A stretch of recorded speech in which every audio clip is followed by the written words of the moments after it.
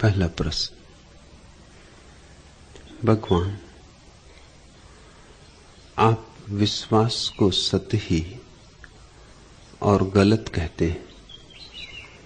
आप कहते हैं कि सत्य को मानना नहीं, जानना है।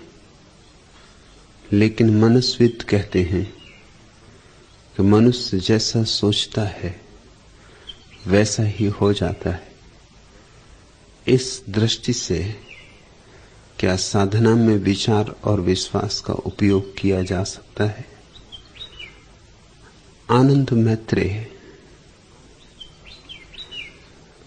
मनस्विद जो कहते हैं ठीक ही कहते हैं और वही खतरा है।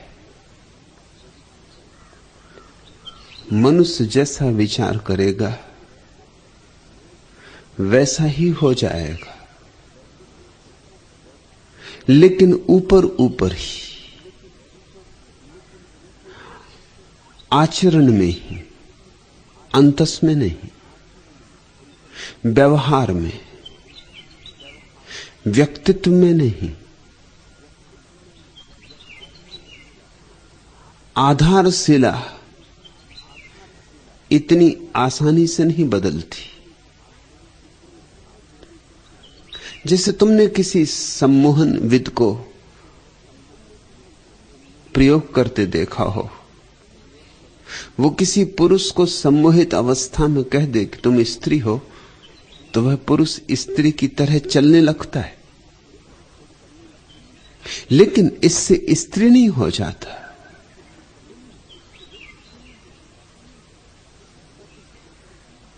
रहता तो पुरुष ही है, लेकिन एक भ्रांति का आवरण छा जाता है।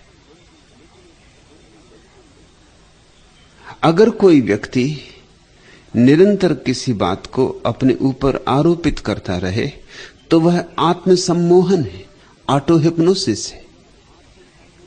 उसे भी लगेगा वैसा ही हो गया, दूसरों को भी लगेगा वैसा ही हो गया।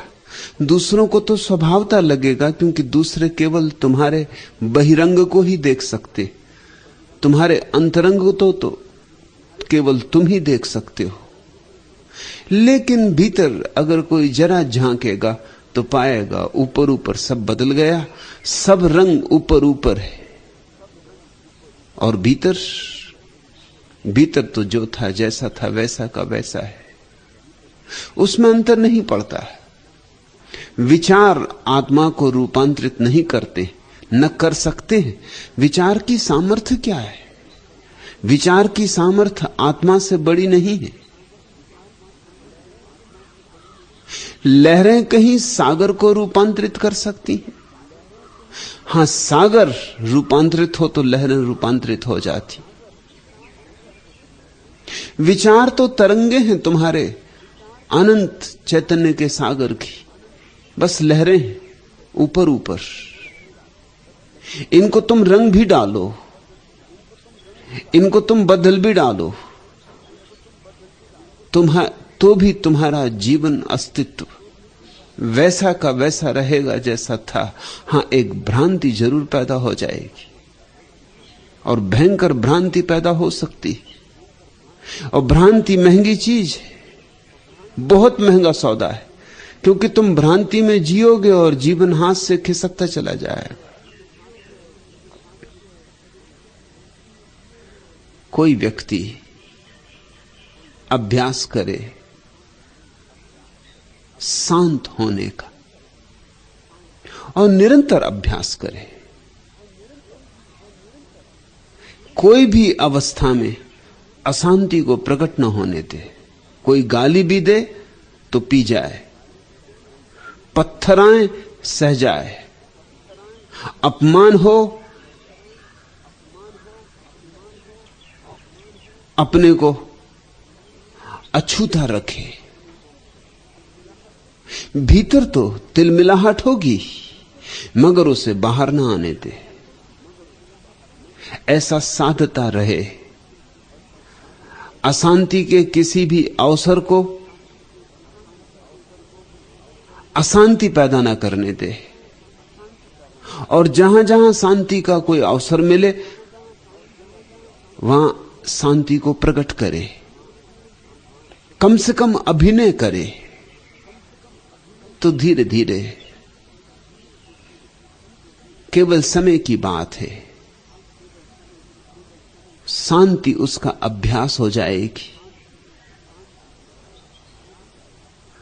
और उस अभ्यास से सबसे बड़ा खतरा यही है कि उसे भ्रांति होगी कि मैं शांत हो गया।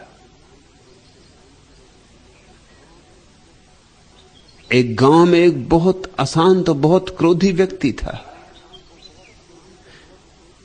इतना क्रोधी, इतना अशांत कि गांव ने ऐसा व्यक्ति नहीं जाना था।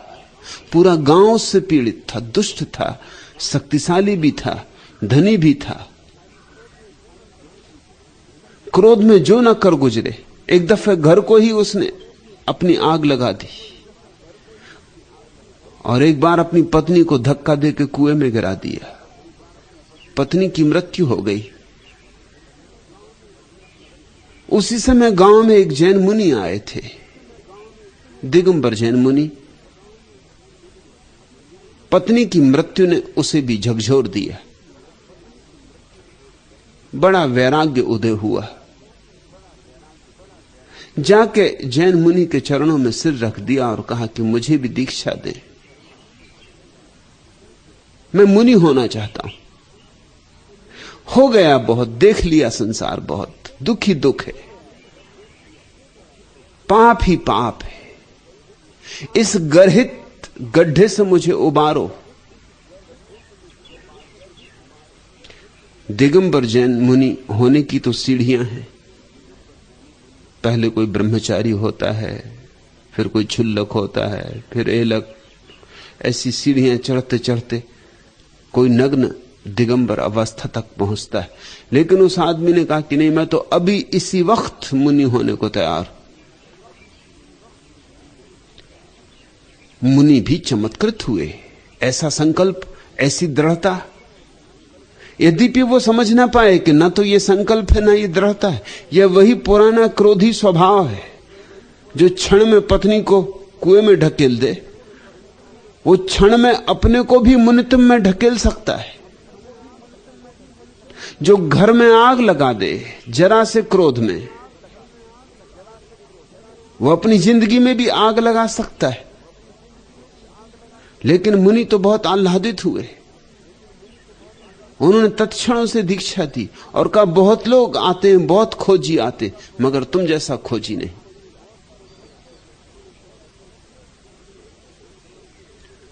और चूंकि तुमने क्रोध के जीवन का परित्याग किया है, तुम्हें मैं नाम देता हूं मुनि शांतिनाथ। शांतिनाथ की ख्याति बहुत फैली, क्योंकि दूसरे मुनि अगर दिन में एक बार आहार करते तो शांतिनाथ 2 दिन में एक बार आहार करते। दूसरे मुनि अगर सीधे सपाट रास्तों पर चलते तो शांतिनाथ इर्छे तिरछे कंकड़ पत्थरों कांटों से भरे रास्तों पर चलते। दूसरे मुनि अगर वृक्षों की छाया में बैठते तो शांतिनाथ सूरज के नीचे जलती हुई आग बरसती हो वहां खड़े होते। सर्दी के दिन होते तो दूसरे मुनि घास फूस को ओढ़ के सो रहते, मगर शांतिनाथ खुले आकाश के नीचे नग्न पड़े रहते। ख्याति बढ़ने लगी। लेकिन इस सबके पीछे वही क्रोधी स्वभाव था, वही अहंकारी स्वभाव था, क्योंकि क्रोध अहंकार की छाया है। क्रोध अहंकार की ही परिणति है। जितना अहंकार होता है उतना ही क्रोध होता है। अब क्रोध ने नया रूप लिया था, तपस्वी का, तपश्चर्या का, पुण्य का। अहंकार ने अब नए आभूषण पहने थे, दिगंबरत्व के, नग्नता के, त्याग के, व्रत के, नियम के। कल ही भीखा ने कहा ना कि करो त्याग, करो तपश्चर्या, करो दान, करो नियम, करो व्रत, कुछ भी ना होगा। अगर अहंकार ना मरे तो कुछ भी नहीं होता है। क्योंकि अहंकार इन सब का अपशोषण कर लेता है। अहंकार इतना कुशल है कि श्रेष्ठतम वस्तु को भी पचा जाता है। और ये तो शुद्ध अहंकारी आदमी था। इसकी ख्याति फैलती चली गई, फैलती चली गई। दूर दूर से इसे निमंत्रण आने लगे। वर्षों बाद मुनि शांतिनाथ दिल्ली में विराजमान थे। उनके गांव का एक युवक जो उनके साथ ही पढ़ा था, उनके साथ ही बड़ा हुआ था, उनके दर्शन को आया। देखते ही शांतिनाथ उसे पहचान तो गए, लेकिन क्या पहचानना दो कौड़ी के इस आदमी को। न पहचानते ये सवाल ही न था। वर्षों साथ थे, लंगोटिया यार थे, लड़े थे, झगड़े थे, दोस्ती की थी, साथ साथ वर्षों जिए थे। मित्र देख तो लिया कि पहचान गए, मगर नहीं पहचानना चाहते, क्योंकि कहां अब मुनि शांतिनाथ और कहां तुम संसारी। जमीन आसमान का फर्क हो गया। कहां तुम नारकी, कहां वो मोक्ष में विराजमान। तुम्हें पहचाने ये भी अपमानजनक है। कभी तुमसे कोई संबंध रहा, ये भी दीनता प्रकट करेगा। तो मुंह फेर लिया, औरों से बात करने लगे। वह आदमी आया था बड़े भाव से। ये ढंग देखा तो ख्याल उठा कि कुछ फर्क हुआ नहीं, बात वहीं के वहीं। नग्नता क्या करेगी, तपश्चर्या क्या करेगी, ऊपर से आरोपित आचरण क्या करेगा, आत्मा वही की वही है। उसने परीक्षा के लिए पूछा कि महाराज, क्या मैं आपका नाम पूछ सकता हूं? शांतिनाथ तो एकदम आग बबूला हो गए। बाहर नहीं आई आग, अभ्यास काफी था, मगर भीतर तो एक लपट आ गई। भली भांति पता है इस आदमी को कि मेरा नाम क्या है। पुराना नाम भी पता है, नया नाम भी पता है, लेकिन प्रत्यक्ष में इतना ही कहा, अरे मूढ़, अखबार नहीं पढ़ता। सारी दुनिया जानती है कि मैं कौन हूं, तुझे पता नहीं है। मेरा नाम है शांतिनाथ।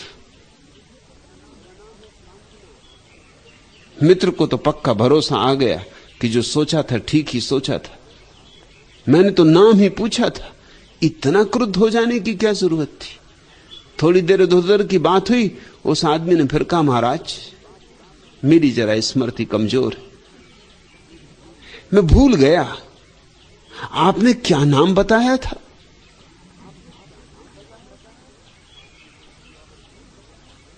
पास में कोई कुआं होता तो शांतिनाथ धक्का दे देते, मगर वहां कोई कुआं था भी नहीं। फिर अभ्यास, तपश्चर्या, नियम, व्रत की बड़ी दीवाल भी थी बीच में, एकदम उसको छलांग भी नहीं सकते थे। वही प्रतिष्ठा भी थी, उसको तोड़ भी नहीं सकते थे।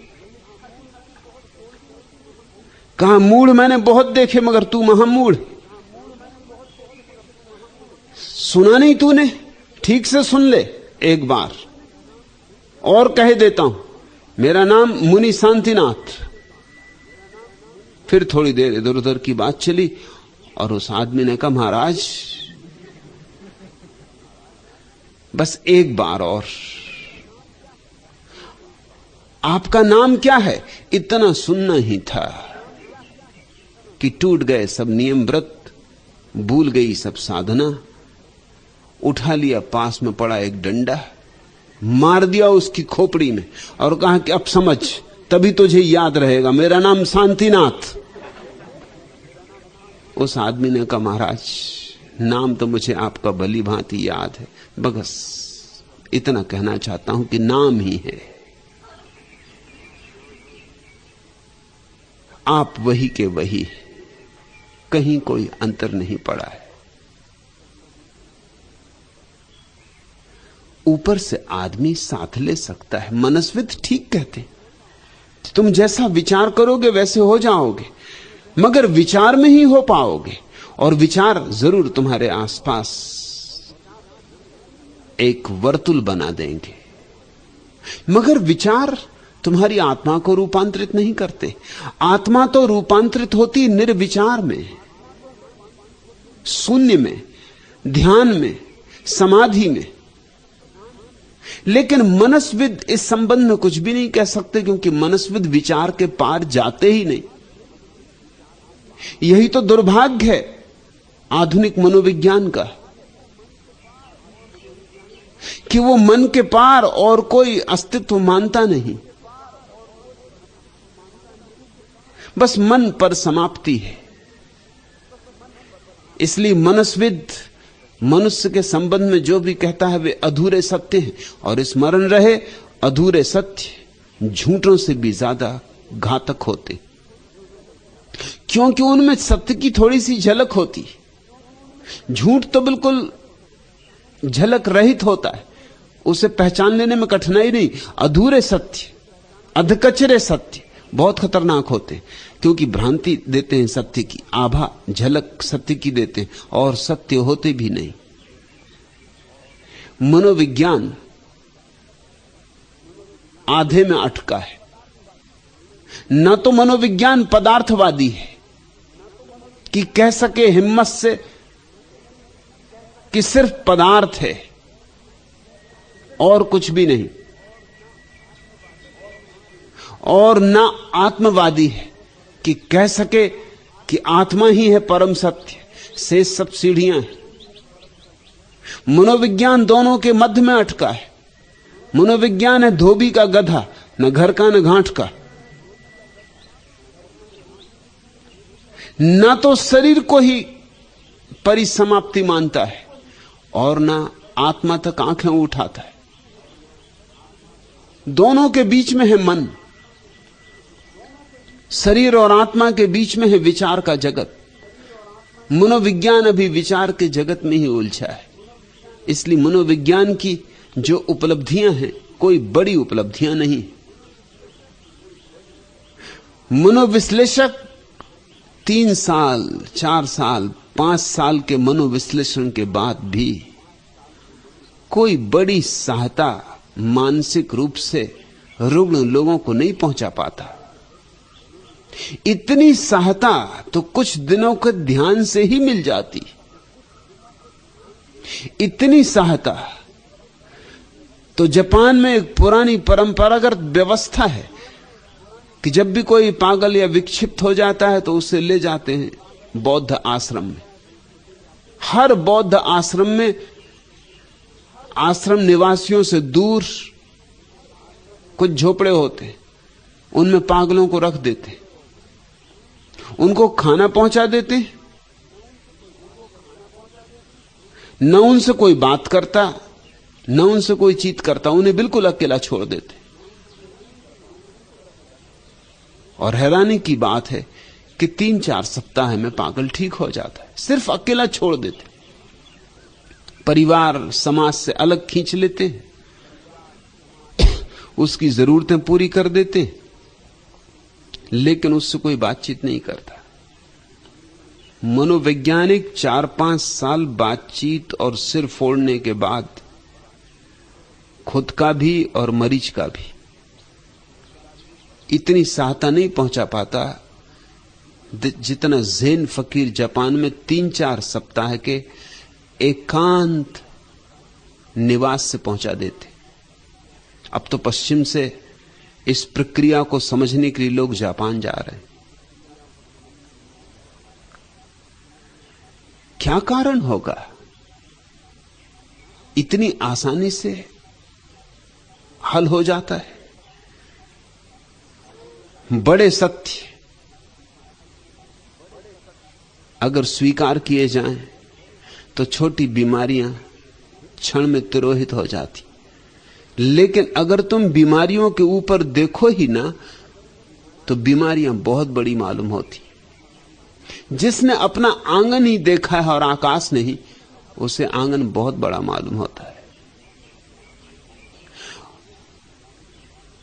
पुरानी कहानी है, एक लोमड़ी सुबह सुबह उठी, भूख लगाई थी, नाश्ते की तलाश में चली। उसने लौट के अपनी छाया देखी, बड़ी छाया बन रही थी। सुबह का सूरज उग रहा था सामने, बड़ी छाया बनी। उस लोमड़ी ने कहा कि आज तो एक ऊंट मिले शिकार के लिए तो ही नाश्ता हो सकेगा। दोपहर तक ऊंट को खोजती रही। ऊंट मिल भी जाता तो क्या करती? ऊंट मिला भी नहीं, भूख बढ़ती भी गई। फिर उसने लौट के एक बार छाया को देखा। अब दोपहरी थी, सूरज ऊपर आ गया था, छाया बिल्कुल सिकुड़ के नीचे पड़ रही थी, करीब करीब ना के बराबर। वो लोमड़ी कहने लगी, अब तो एक चींटी भी मिल जाए तो काफी। छाया को देख के अगर तुम निर्णय करोगे तो तुम्हारे निर्णय बहुत कीमती नहीं हो सकते। विचार तो छाया मात्र है, और विचार तो तुम्हारी विक्षिप्तता है। विक्षिप्तता को ही अगर अंतिम मान लेना है तो फिर इस विक्षिप्तता से समाधान कैसे होगा? समाधान कहां से आएगा?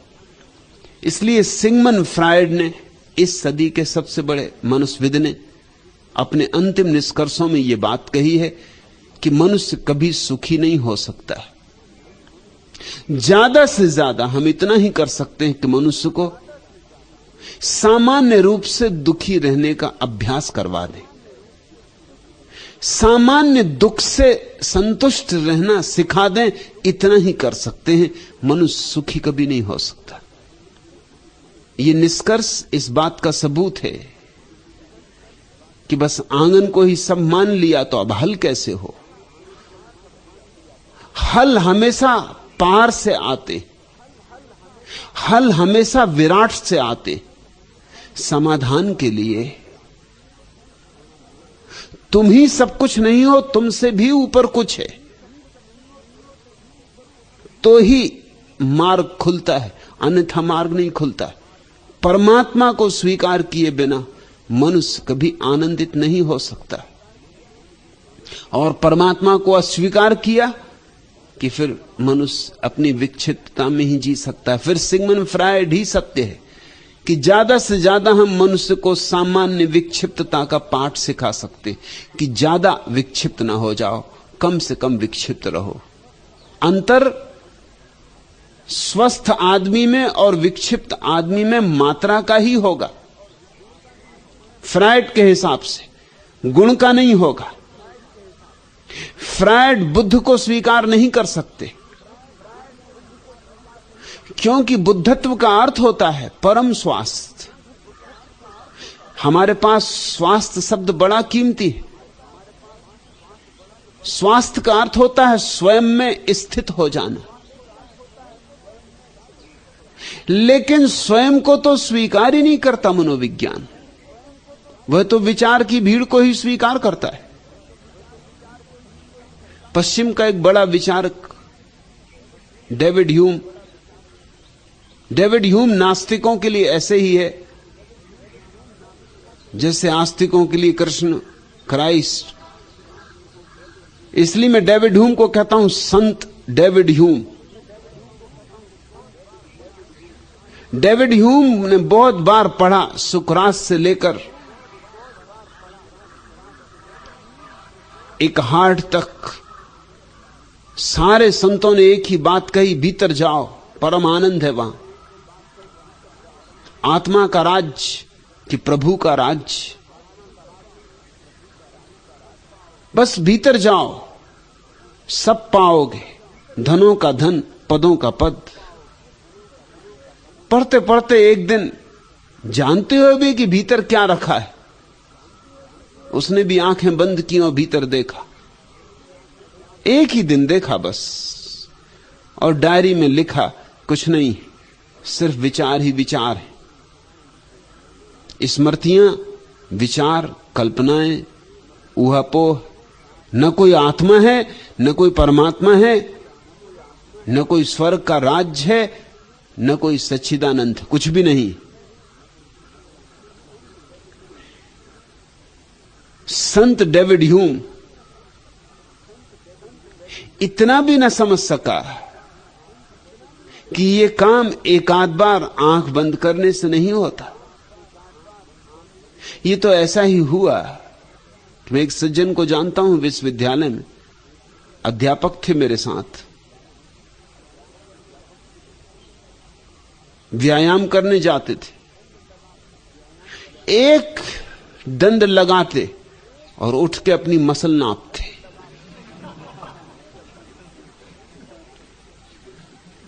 अब ऐसे आदमी कहीं दंड बैठक लगा सकते? 2-3 दिन में मुझसे बोले कि कुछ सार नहीं। मैंने लगा के देखे दंड बैठक, कुछ और ही राज होगा। मसल तो वैसी के वैसे, मगर उन्होंने तो कम से कम 3 दिन किया था अभ्यास। डेविड ह्यूम तो 1 ही दिन, और वो तो शरीर का अभ्यास था। डेविड ह्यूम ने थोड़ा सा मन का अभ्यास किया। अभ्यास क्या, खाक कहो उसे। एक बार आंख बंद करके बैठ के भीतर देखा वहां विचारों की चहल पहल, आना जाना। बस आंख खोल दी होगी, कहा कि कुछ है नहीं, बस विचार ही विचार है। मगर एक बात, डेविड ह्यूम जैसा विचारशील व्यक्ति भी चूक गया। किसने देखा कि विचार है? यह कौन है जिसने देखा कि विचार ही विचार है? निश्चित ही जिसने देखा वह स्वयं विचार नहीं हो सकता, वह साक्षी है। लेकिन थोड़े दिन डुबकी मारता तो इस साक्षी से संबंध जुड़ता। वह साक्षी मन के पार है, वही साक्षी आत्मा है। उसी साक्षी में क्रांति घटती है, वही आकाश है। मन तो छोटा आंगन। हां, मन के अभ्यास से तुम सज्जन बन सकते हो, लेकिन मन के अभ्यास से तुम कभी संत नहीं बन सकते। और सज्जन के भीतर दुर्जन छिपा ही रहता है।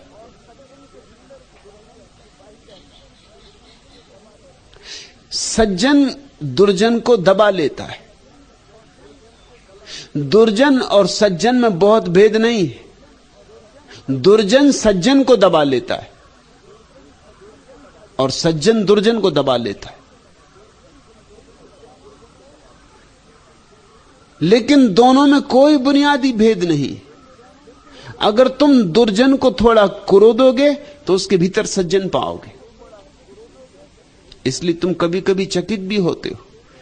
किसी शराबी में तुम ऐसी भलमनसाहट पाओगे जो कि भले आदमियों में नहीं होती, और किसी चोर में कभी तुम इस तरह की मैत्री पाओगे जो कि सज्जनों में नहीं होती, और कभी किसी पापी में तुम ऐसी करुणा पाओगे कि तुम्हारे तथाकथित महात्माओं में नहीं होती।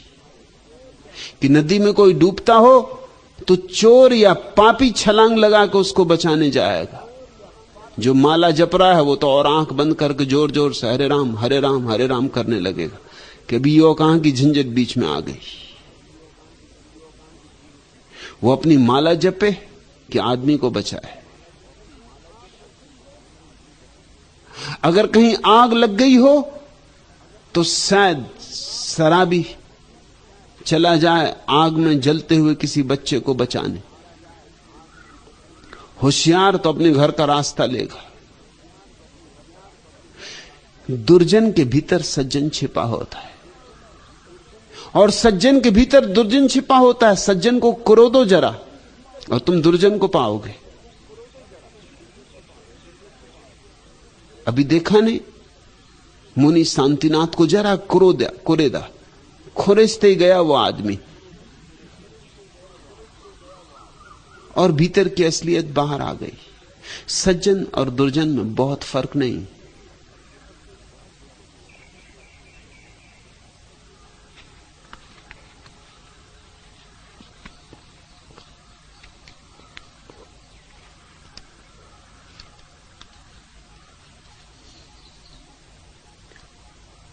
मुल्ला नसरुद्दीन ने दिल्ली प्रधानमंत्री को फोन लगाया, पूछा आप कौन सज्जन बोल रहे हैं?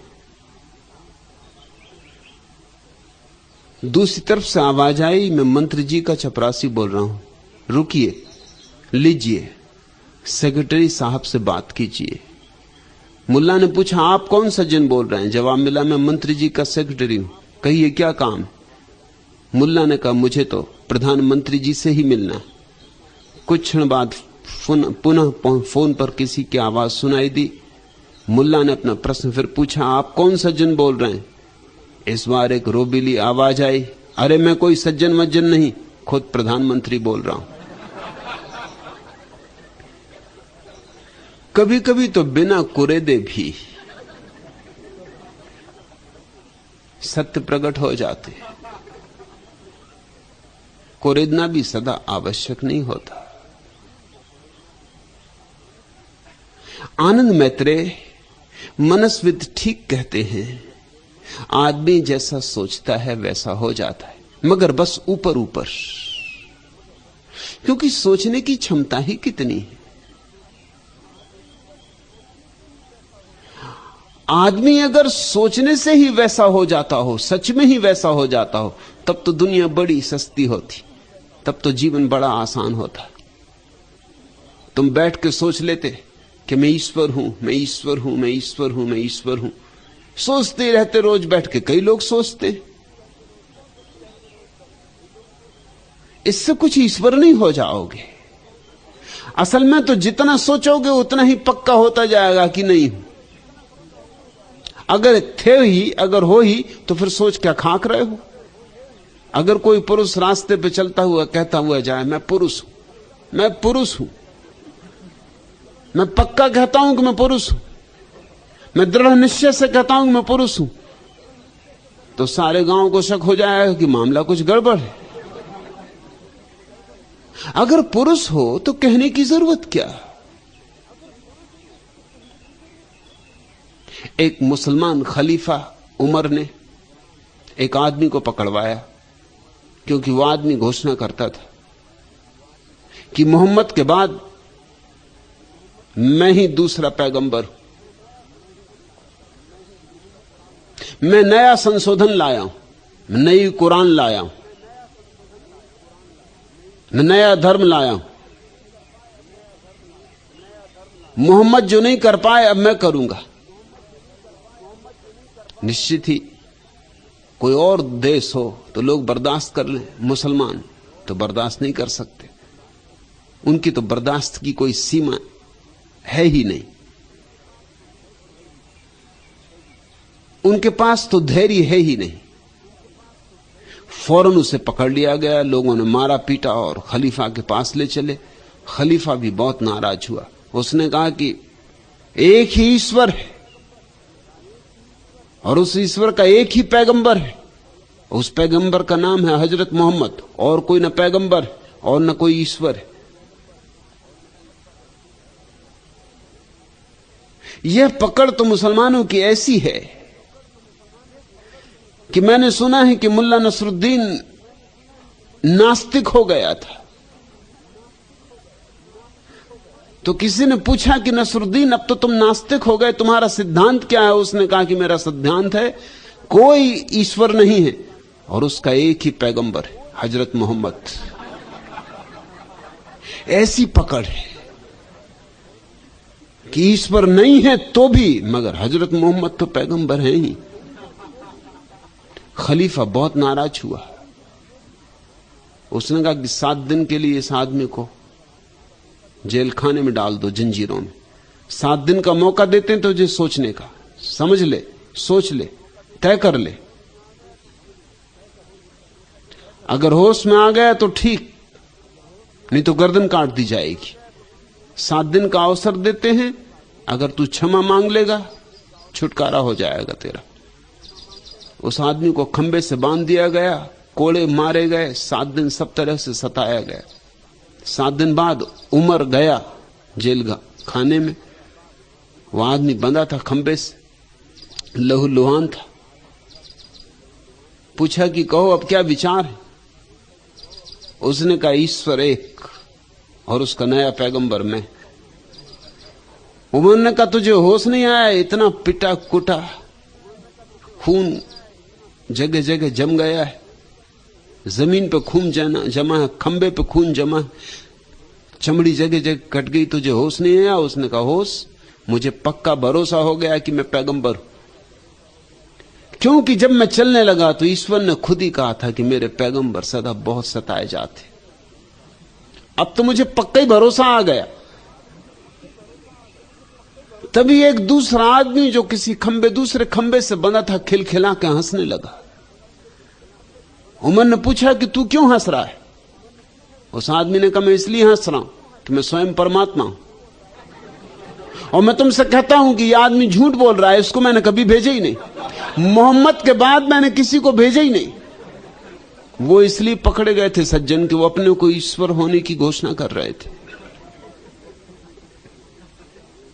घोषणा तो तुम कर सकते हो आसानी से, क्या कठिनाई है? रोज सुबह उठ के मंत्र जपो, अहम ब्रह्मास्मि, अहम ब्रह्मास्मि, जपते ही रहो, जपते रहो, जपते रहो। छाप पड़ती जाए, संस्कार गहरा होता जाए, तो एक दिन नींद में भी तुम बर्राने लगोगे अहम ब्रह्मास्मि।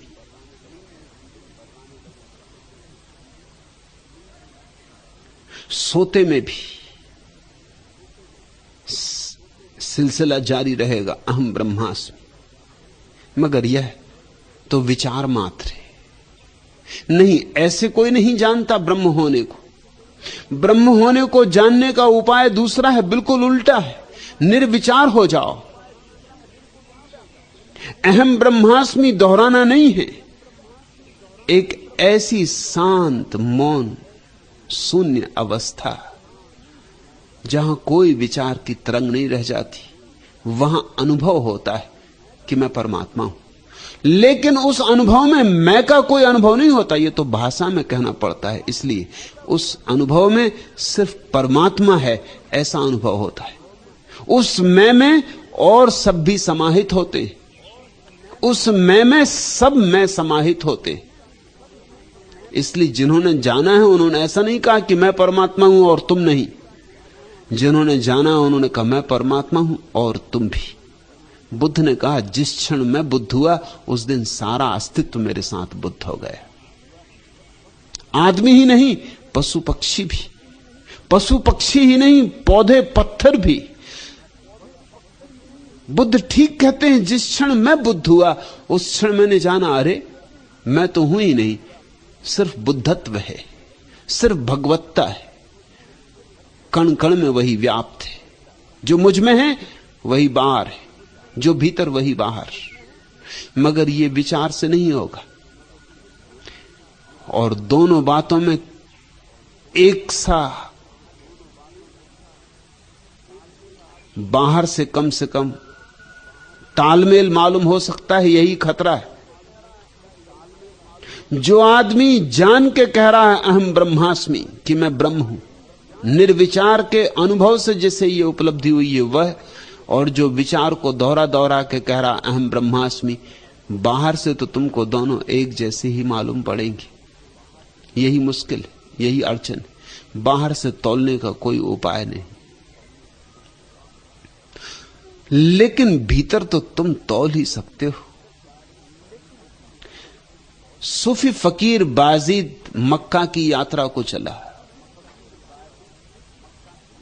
उसके शिष्यों ने, उसके मित्रों ने 300 दिनार इकट्ठे कर दिए थे यात्रा के लिए। वो 300 दिनार लेके गांव के बाहर ही निकला था कि एक फकीर झाड़ के नीचे बैठा था। उसने कहा रुक बाजीद, कहां जा रहा है? बाजीद ने कहा कि मैं हज यात्रा को जा रहा हूं, मक्का की यात्रा को जा रहा हूं, काबा के पत्थर के 7 चक्कर मुझे लगाने। उस फकीर ने कहा नाहक परेशान ना हो, कितने पैसे तेरे पास? बाजीद ने कहा मेरे पास 300 दिनार हैं, मेरे शिष्यों भक्तों ने इकट्ठे किए। उस आदमी ने कहा तू मेरे 7 चक्कर लगा और 300 दिनार मुझे थे, तेरा हज पूरा हो गया। और बाजीद ने यह किया, उसने 300 दिनार उस फकीर को दे दिए, उसके 7 चक्कर लगाए, चरण छू के नमस्कार किया, हाथ चूमा, घर वापस लौट आया। लोगों ने कहा अरे बड़े जल्दी लौट आए, अभी गए अभी लौट आए। अभी लोग लौट गांव के बाहर विदा करके घर लौट भी नहीं पाए थे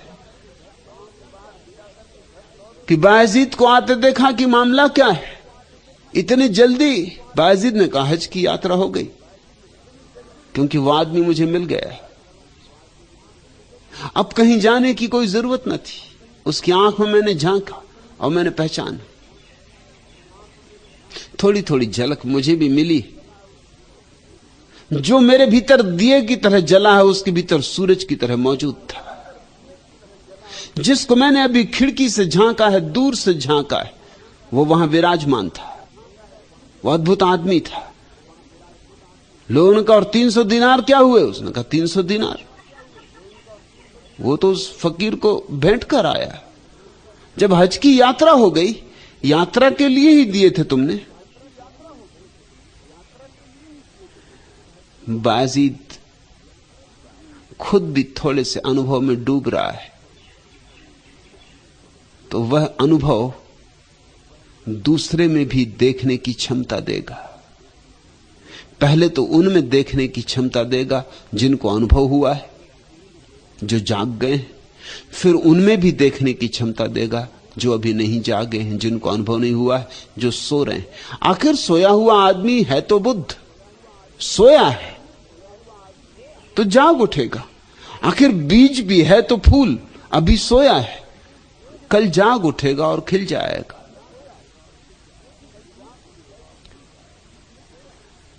लेकिन यह सिर्फ विचार करने से नहीं हो सकता। पश्चिम में मनोविज्ञान के इस विचार का बड़ा परिणाम हुआ।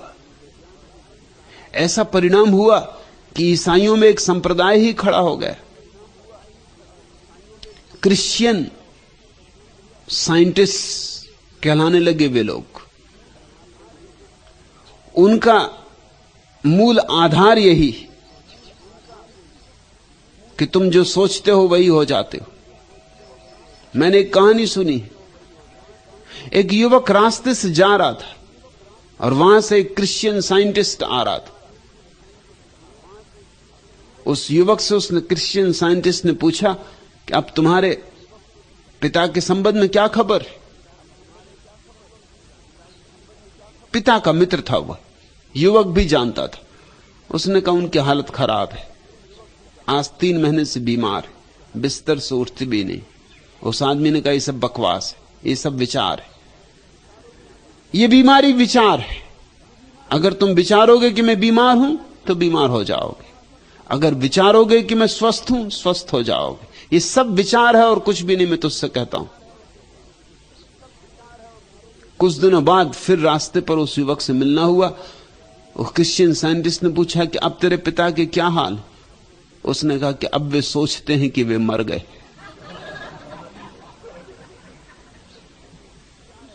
और क्या कहो? अब अगर बीमारी विचार है तो मरना भी विचार है। अब सोचते हैं कि मर गए, चूंकि वो सोचते हैं मर गए इसलिए हमने दफना भी दिया। और करते भी क्या?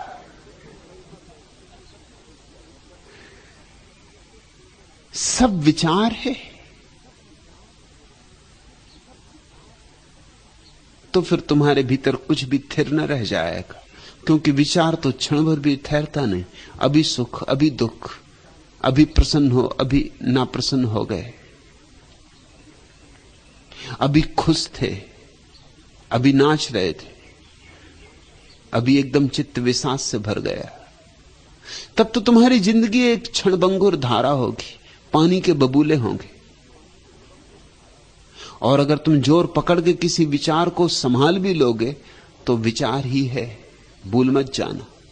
मेरे पास एक सूफी फकीर को लाया गया जो 30 साल से सिद्ध समझा जाता था।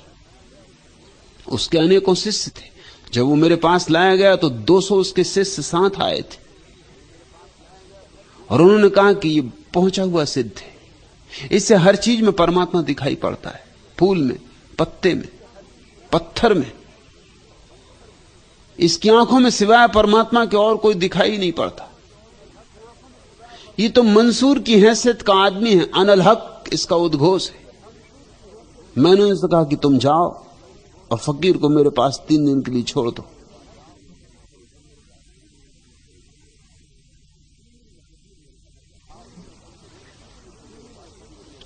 तीन दिन वो फकीर मेरे पास रहा। खाना इत्यादि खिलाने के बाद जब हम पास बैठे तो मैंने उनसे कहा कि ये अभ्यास कितने दिन से किया है? उन्होंने कहा कोई 30 साल हो गए। सतत अभ्यास किया। ईश्वर है, बस ईश्वर है, सब तरफ ईश्वर है। अब मुझे सब तरफ ईश्वर दिखाई पड़ने लगा। मैंने कहा अब तो तुम्हें पक्का दिखाई पड़ने लगा है। उसने कहा हाँ पक्का दिखाई पड़ने लगा, कच्चा क्यों? तो मैंने कहा 3 दिन के लिए तुम अभ्यास बंद कर दो। अब 3 दिन के लिए ये बात ही छोड़ दो कि सब में ईश्वर है। उसने कहा उससे क्या होगा? मैंने कहा कि 3 दिन के बाद विचार करेंगे। डरा हुआ लगा वो थोड़ा। मैंने कहा डरते क्यों हो? अगर ईश्वर का अनुभव हो गया है तो विचार के छोड़ने से अनुभव चला नहीं जाएगा। उसने कहा ये बात तो ठीक है, अगर ईश्वर है ही, अगर अनुभव होने ही लगा है तो 3 दिन के अभ्यास करने से नहीं करने से क्या फर्क पड़ता है? 30 दिन वो आदमी मुझ पे नाराज हो गया। उसने कहा आपने मेरी 30 साल की मेहनत खराब कर दी। अब मुझे झाड़ फिर झाड़ दिखाई देने लगे और पत्थर फिर पत्थर दिखाई देने लगे। वो ईश्वर खो गया। मैंने कहा वो ईश्वर कभी था ही नहीं, इसलिए खो गया। वो सिर्फ अभ्यास था, आत्मसम्मोहन था। 30 साल का आत्मसम्मोहन 3 दिन में टूट सकता है, 3 क्षण में टूट सकता है। उसका कोई मूल्य नहीं है। वो धोखा है, वो आत्मवंचना है। मैं ऐसी आत्मवंचना की शिक्षा नहीं देता हूं। मैं तुमसे नहीं कहता हूं कि तुम सोचो, मैं तुमसे नहीं कहता हूं कि तुम विचारो। मैं तुमसे कहता हूं कि तुम निर्विचार में चलो। तुम सोच छोड़ो, तुम उस दशा में आ जाओ जहां सोच विचार होते नहीं। फिर देखो, फिर जो दिखाई पड़े वह है और उसे फिर तुमसे कोई भी न छीन सकेगा। मैं मनोविज्ञान नहीं सिखा रहा हूं, मैं तुम्हें अध्यात्म सिखा रहा हूं। दुनिया के अधिकतर धर्म मनोविज्ञान पर समाप्त हो जाते हैं। दुनिया का बहुत थोड़ा सा हिस्सा अध्यात्म को छू पाता है, छू पाया है। बहुत थोड़े से बुद्ध पुरुष अध्यात्म को छू पाए। अध्यात्म की मौलिक आवश्यकता है निर्विचार चैतन्य। लेकिन चारों तरफ तुम्हें विचार ही सिखाया जाता है। मां बाप भी कहते हैं अच्छे विचार करो, स्कूल में शिक्षक कहते हैं अच्छे विचार करो, पंडित पुरोहित कहते हैं अच्छे विचार करो तो अच्छे हो जाओगे। जैसा विचार करोगे वैसे हो जाओगे। और ठीक कहते, मगर ठीक अधूरा है। और जब तुम यही सुनते हो, यही बार बार गुनते हो और यही तुम्हारे जीवन का अनुभव बन जाता है, तो तुम दूसरों के संबंध में भी इसी तरह सोचने लगते हो, देखने लगते हो। तुम खुद तो अंधे हो ही जाते हो अपने प्रति, तुम दूसरों के प्रति भी अंधे हो जाते हो। स्वभावतः तुम दूसरों के संबंध में उसी ढंग से सोचते हो जिस ढंग से तुम अपने संबंध में सोचते हो। और तो कोई उपाय भी नहीं सोचने का। मनुष्य अपना ही प्रक्षेपण करता है। सत्यप्रिया ने एक छोटी सी कहानी मुझे भेजी।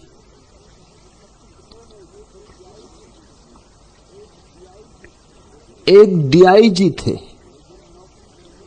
वे जब नौकरी से मुक्त हुए तो उन्हें 50,000 रुपया मिला। उन्होंने सोचा ये पैसे बैंक में जमा करवा दें तो ब्याज मिलता रहेगा। वे रुपए लेकर बैंक में जमा करवाने जा रहे थे कि उनके एक मित्र जो कृषि अधिकारी थे उनको रास्ते में मिल गए। उन्होंने कहा आप भूल कर भी रुपए बैंक में जमा मत करवाएं, बैंक में हड़ताल हो जाती है, जरूरत होने पर रुपया निकाल नहीं सकते, कभी बैंकों का दिवाला भी निकल जाता है। डीआईजी बोले हमें व्यापार करना आता नहीं। इस पर किसी अधिकारी ने कहा, मेरी माने तो जमीन खरीदकर खेती करवाएं, व्यापार की झंझट में पड़ना उचित भी नहीं।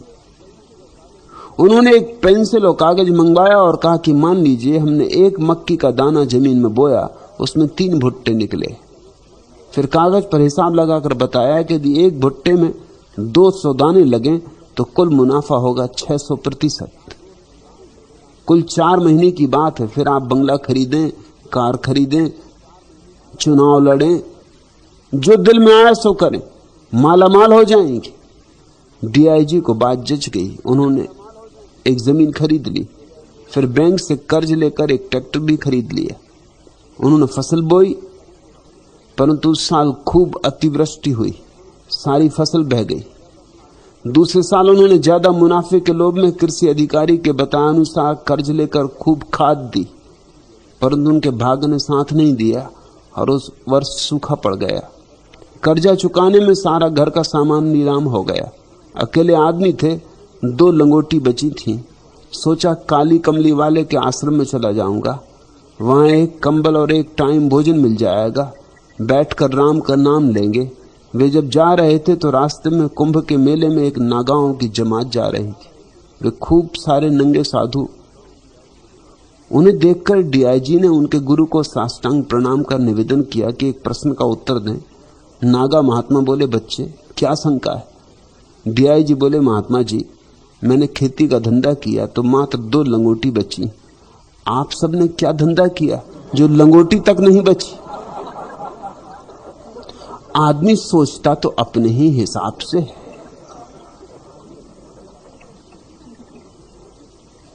हम दूसरों के संबंध में जो सोचते हैं, हम दूसरों के संबंध में जो कहते हैं, वो वस्तुतः अपने ही संबंध में कहा गया होता है।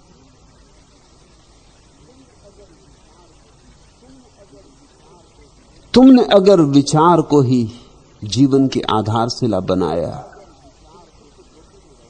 तो तुम खुद तो धोखे में रहोगे ही, तुम औरों के संबंध में भी धोखे खाओगे, क्योंकि तुम उनके विचार ही देखोगे, उनका आचरण ही देखोगे। उनके अंतस तक देखने वाली पैनी आंखें तुम्हारे पास न होंगी, और अंतस का रूपांतरण ही एकमात्र रूपांतरण है, और सब क्रांतियां झूठी। इसलिए मैं कहता हूं कि विश्वास सत्य ही है और गलत है। परमात्मा को मानना नहीं है, जानना है, क्योंकि जानना ही असली चीज है। मानना कैसे असली हो सकता है? मानने का तो अर्थ ही हुआ कि शुरू से ही बेईमानी, शुरू से ही धोखा, पता नहीं था और मान लिया।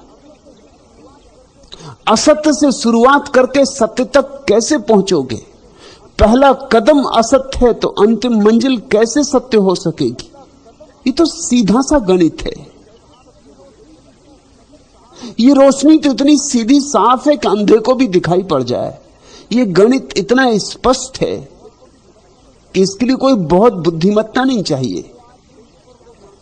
जो आदमी ईश्वर को मानता है वो क्या कर रहा है?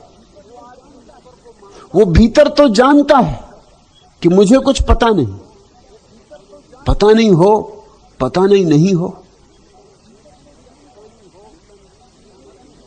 मुल्ला नसरुद्दीन मरने लगा। मौलवी ने कहा कि नसरुद्दीन, जिंदगी भर तो मस्जिद में दिखाई नहीं पड़े, लेकिन अब आखिरी समय तो परमात्मा को याद कर लो, नहीं तो पीछे पछताओगे।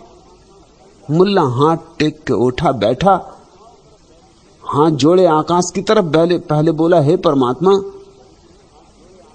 दीन दरिद्र हूं, पतित हूं, पापी हूं, तुम तो पतित पावन हो, जिंदगी भर तो याद नहीं किया, मगर क्षमा करना, मैं तो बालक हूं, तुम पिता हो। इसके बाद ये बात पूरी की, थोड़ी देर चुप रहा, फिर से हाथ जोड़े और आकाश की तरफ देख के बोला कि हे महाशैतान, हे परमपिता, मुझ पर ख्याल करना, मैं तो ना समझ अज्ञानी, मुझ पर दया करना। मौलवी तो बहुत हैरान हुआ। ईश्वर से तो प्रार्थना उसने सुनी थी, लेकिन शैतान से। उसने बीच में ही मुल्ला को हिलाया और कहा कि होश में हो कि सन्निपात में आ गए। मुल्ला ने कहा टोको मत, क्या पता किसके हाथ में पड़े। समझदार आदमी सबको मना के रखता है। अगर हो ईश्वर तो ठीक, कहने को रहेगा।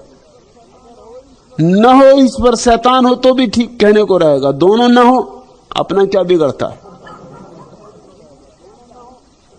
कहने में क्या जा रहा है? हल्दी लगे न फिटकरी, रंग चोखा हो जाए। अपना बिगड़ता क्या है? दो शब्द बोले लेते हैं शैतान से भी। जो आदमी मानता है उसकी मान्यता कितनी गहरी हो सकती है, कैसे गहरी हो सकती है? भीतर तो जानता ही है कि मुझे पता नहीं, हो ना हो, थोप रहा है मान्यता को, जबरदस्ती लाद रहा है मान्यता को, भय के कारण, लोभ के कारण, सामाजिक दबाव के कारण।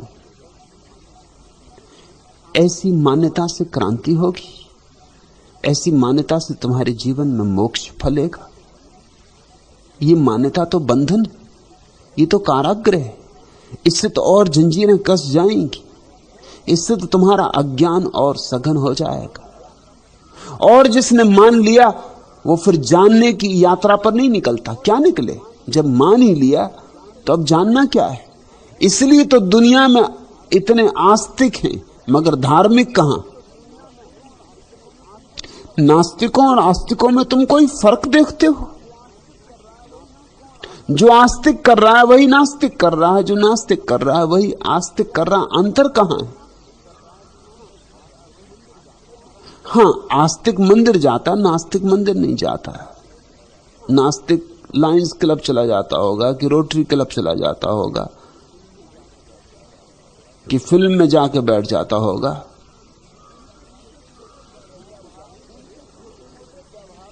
उनके छोटे मोटे व्यवहारों में भेद होंगे मगर उनके जीवन में क्या अंतर है?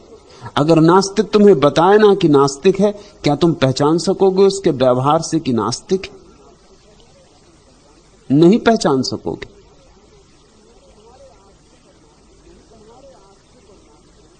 तुम्हारे आस्तिक और नास्तिक दोनों झूठे, क्योंकि दोनों ने खोज नहीं की और बिना खोज किए मान लिया है। मेरा आग्रह, मेरा जोर खोज पर। मैं तुम्हें जिज्ञासु बनाना चाहता हूं, मैं तुम्हें मुमुक्षु बनाना चाहता हूं। मैं नहीं चाहता कि तुम कुछ मान के चलो। मैं चाहता हूं कि तुम सिर्फ एक प्रश्न लेकर उठो, एक गहन जिज्ञासा, एक अभीप्सा जानने की। क्या है? निश्चित ही कुछ है, इसे मानने की जरूरत नहीं। तुम हो, ये अस्तित्व है, ये चांद तारे, ये चांद तारों के बीच बंधा हुआ संगीत है, एक लयबद्धता है। ये विराट अस्तित्व बिखर नहीं जाता, ये सदा है। कोई अदृश्य ऊर्जा ऐसे बांधे, जरूर कुछ है, लेकिन उस कुछ को मानो क्यों? खोजो क्यों नहीं? वह कुछ हमारे भीतर भी मौजूद है। उसी धागे में हम भी पिरोए हुए, उसी माला के हम भी मन के। तो अपने भीतर उस धागे को तलाशें, खोजें। अपने भीतर वो धागा दिखाई पड़ जाएगा तो सबके भीतर वो धागा दिखाई पड़ जाएगा। और जब दिखाई पड़ता है तो दर्शन मुक्तिदायी है। फिर कोई संदेह नहीं उठ सकता, फिर कोई तुम्हें डिगा नहीं सकता। सारी दुनिया भी कहे कि ईश्वर नहीं तो भी तुम हंसोगे। रामकृष्ण के पास विवेकानंद जब गए और उन्होंने पूछा कि क्या ईश्वर है, यह प्रश्न उन्होंने बहुतों से पूछा था। रविंद्रनाथ के दादा से भी पूछा था, उनकी बड़ी ख्याति थी। महर्षि देवेंद्रनाथ उनका दूर दूर तक नाम था। वो बजरे पर रहते थे, नदी के भीतर एक बजरा बना लिया था, बस उसी पर रहते थे। विवेकानंद तैर के आधी रात में बजरे पर चढ़ गए, बजरा हिल गया, दरवाजा धक्का दे के खोल दिया। ध्यान करते थे देवेंद्रनाथ, जाकर उनको झकझोर दिया। आधी रात पानी में तरोबोर ये युवक पागल मालूम होता और पूछा ईश्वर है? ये कोई वक्त है पूछने का? ये कोई ढंग है पूछने के? ये कोई जिज्ञासा करने का शिष्टाचार है? झिझक गए देवेंद्रनाथ के। आदमी कुछ खतरनाक मालूम होता, पता नहीं गर्दन दबा दे या क्या करे अकेले बजरे पर। थोड़े झिझके, बस झिझके थे कि विवेकानंद वापस कूद गए। उन्होंने कहा युवक वापस लौट चले क्यों? उन्होंने कहा आपकी झिझक ने सब कह दिया। झिझक सब बता गई। कहते हैं देवेंद्रनाथ को ऐसी चोट कभी किसी ने न दी थी। बात तो सच थी, घाव कर गई, झिझक सब बता गई। फिर इसी विवेकानंद ने जाके एक दिन रामकृष्ण को पकड़ लिया। सोचा था रामकृष्ण को भी ऐसे ही झकझोर दूंगा, लेकिन भ्रांति हो गई। वहां रामकृष्ण और ही तरह के व्यक्ति थे। कोई मान्यता नहीं थी उनकी, बोध था, ज्ञान था, अनुभव था। रामकृष्ण से पूछा ईश्वर है? रामकृष्ण ने विवेकानंद को पकड़ के झकझोरा और कहा अभी जानना चाहते हो? इसी वक्त तैयारी है?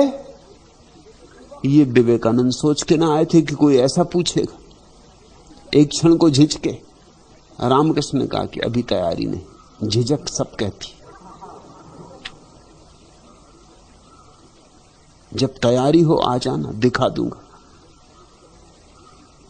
सोच समझ के आना था जब पूछने आए थे। यहां बातचीत नहीं होती। और इसके पहले कि विवेकानंद कुछ कहें, रामकृष्ण झपटे, लात मार दी विवेकानंद की छाती में। ये तो सोचे नहीं था। विवेकानंद सोचते थे कि मैं एक मजबूत युवक और रामकृष्ण ऐसा व्यवहार मेरे साथ करेंगे। और भी शिष्य बैठे थे, सत्संग चल रहा था, वो भी नहीं समझे कि क्या हो रहा। रामकृष्ण ने ऐसा किसी और के साथ कभी किया भी ना था। इतना बलशाली कोई और कभी आया भी ना था। लात का लगना था और विवेकानंद बेहोश हो गए। घंटों बाद होश में आए। होश में आते ही आंखों से आंसू बहने लगे। चरण पकड़ लिए रामकृष्ण के और कहा कि जो अनुभव हुआ है ऐसा कभी ना हुआ था। जो अपूर्व शांति देखी ऐसी कभी ना देखी थी।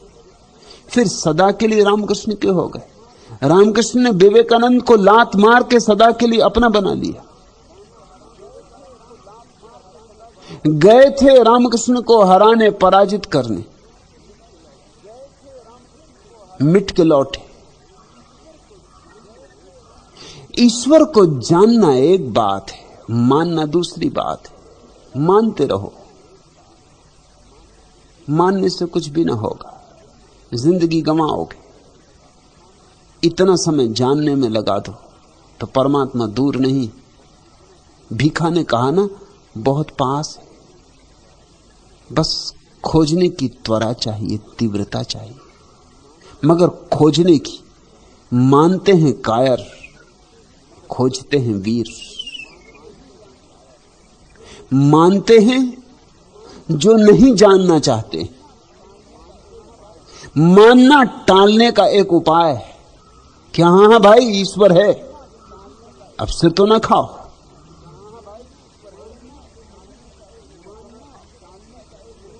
मानना टालने का एक उपाय है कि अच्छा ऐसे ही होगा, कि ज्यादा झंझट ना करो, चलो रविवार को चर्च हो आएंगे। कि कभी मंदिर की घंटी बजा देंगे, कौन झंझट करे, कौन विवाद करे।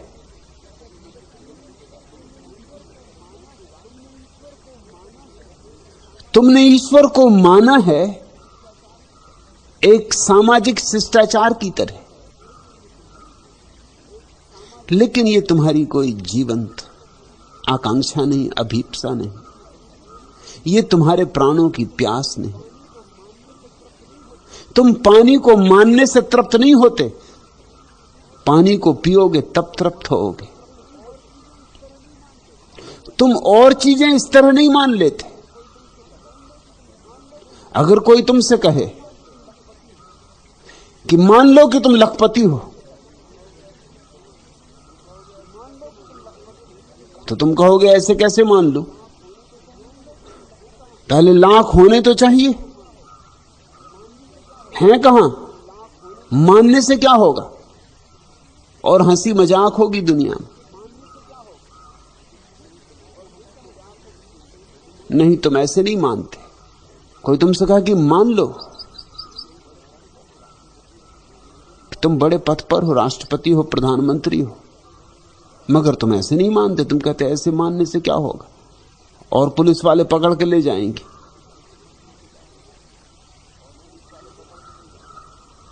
मैंने सुना है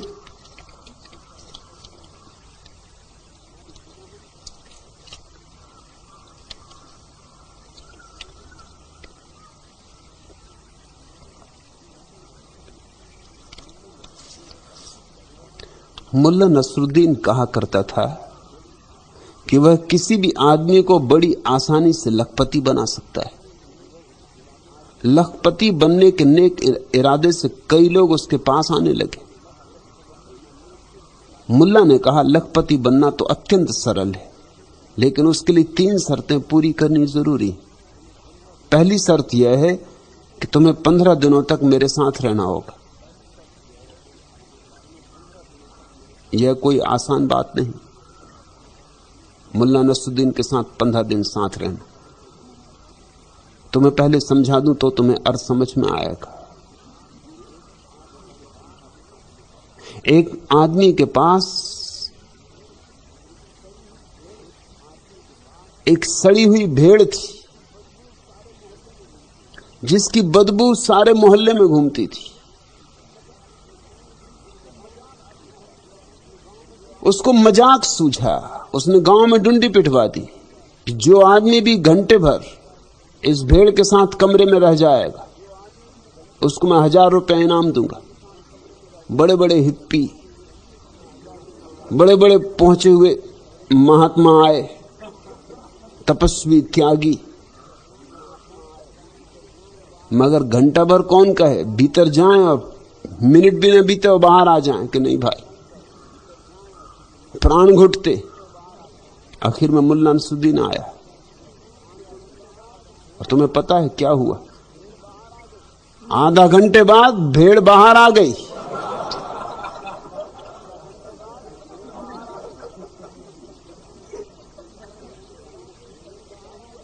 भेड़ से लोगों ने पूछा कि क्या हुआ, तो भेड़ ने कहा, यह आदमी मेरी जान ले लेगा, मेरी सांस घुटती, मेरी दम घुटती।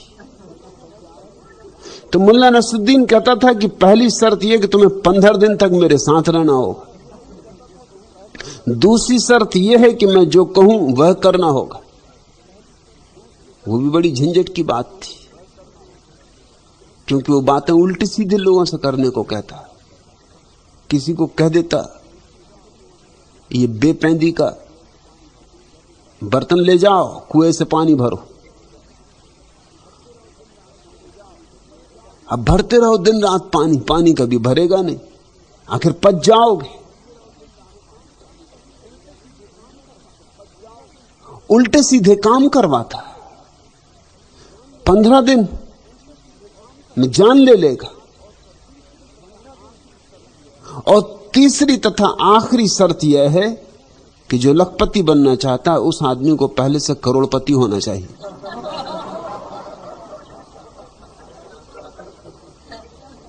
स्वभाव था, जो करोड़पति उसको लखपति बनाना आसान मामला है।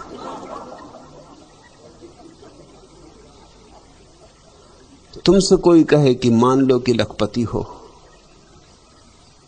तो तुम मानने को राजी नहीं होगे। तुम कहोगे कि महाराज कुछ नगद, कुछ खनखनाहट, कुछ आवाज करवा के बताइए, कुछ नोटों में से नोट निकाल के बताइए। ऐसे मानने से क्या होगा? लेकिन जब कोई तुमसे कहता है ईश्वर को मान लो, तो तुम मान लेते हो। असल में तुम जानना ही नहीं चाहते। तुम कहते कौन हुज्जत में पड़े, हो तो ठीक, ना हो तो ठीक, किसको लेना देना। तुम इस योग्य भी नहीं मानते परमात्मा को कि विवाद करो। बर्ट्रैंड रसल ने लिखा है कि एक जमाना था कि लोग विवाद करते थे कि ईश्वर है या नहीं। कुछ लोग, थोड़े से लोग कहते थे नहीं है, मगर अब जमाना बदल गया। अब हालत यह है कि कोई विवाद ही नहीं करता कि ईश्वर है या नहीं। अब लोगों को इतनी भी उत्सुकता नहीं है कि कोई कहे कि नहीं है। अगर तुम किसी सभा समाज में विवाद छेड़ने लगो तो लोग कहेंगे कहां की बकवास। अरे किसी फिल्म की बात करो जो फिल्म बस्ती में चल रही हो, कैसी है, अच्छी है, बुरी है। कुछ दिल्ली की बात करो कि कौन ने किसको पछाड़ा।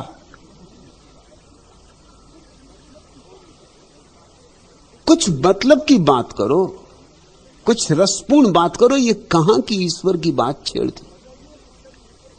ईश्वर की लोग बात नहीं करना चाहते, और मजा यह है कि सब ईश्वर को मानने वाले लोग हैं और बात करने योग्य भी नहीं मानते ईश्वर को।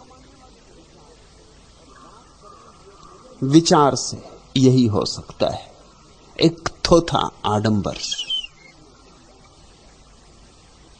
मैं चाहता हूं कि तुम्हारे जीवन में ईश्वर की किरण उतरे, तुम्हें ईश्वर का स्वाद मिले, तुम उसके अमृत घट से पियो, तुम उसके साथ लवलीन हो जाओ, तल्लीन हो जाओ। तुम उसके साथ उठो, बैठो, सो, नाचो, गाओ। इसलिए मैं ये नहीं कह सकता तुमसे कि सिर्फ विचार करने से काम हो जाएगा। मैं तो कहूंगा, निरंतर कहूंगा, बार बार कहूंगा, निर्विचार होना होगा। ईश्वर की बात ही छोड़ दो, है या नहीं ये तुम कैसे निर्णय कर सकते हो? अंधा आदमी कैसे निर्णय करेगा कि प्रकाश है या नहीं? बहरा आदमी कैसे निर्णय करेगा कि ध्वनि है या नहीं? आंख की तलाश करो, कान की तलाश करो। जिस दिन आंख होगी तुम जानोगे प्रकाश है, जिस दिन कान होगा तुम जानोगे ध्वनि। वही जानना रूपांतरकारी है, वही जानना सार्थक है।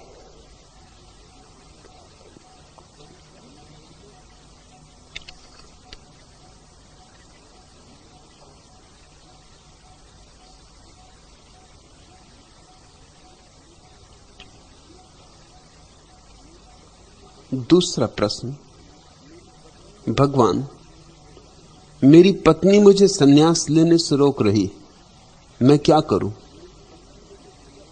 भैया लाल, भैया पत्नी की ही मानो, नाहक की झंझट ना लो।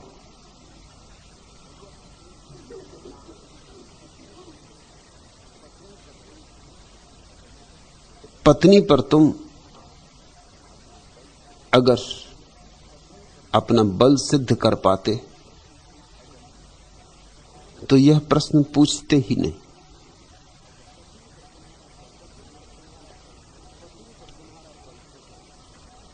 पत्नी पर तुम्हारा बल तो है नहीं। अगर पत्नी कह रही सन्यास मत लो तो भूल के मत लेना, इस झंझट में पड़ने ही मत, नहीं तो पत्नी बहुत उपद्रव खड़ा करेगी। और रहना पत्नी के साथ है, और मेरे सन्यास में पत्नी को छोड़ के जाना नहीं है, यही झंझट है। पुराना सन्यास बड़ा सरल था, लोग सोचते हैं कठिन था, लेकिन मैं तुमसे कहता हूं बड़ा सरल था। सबसे बड़ी सरलता यह थी कि भाग गए पत्नी को छोड़ के।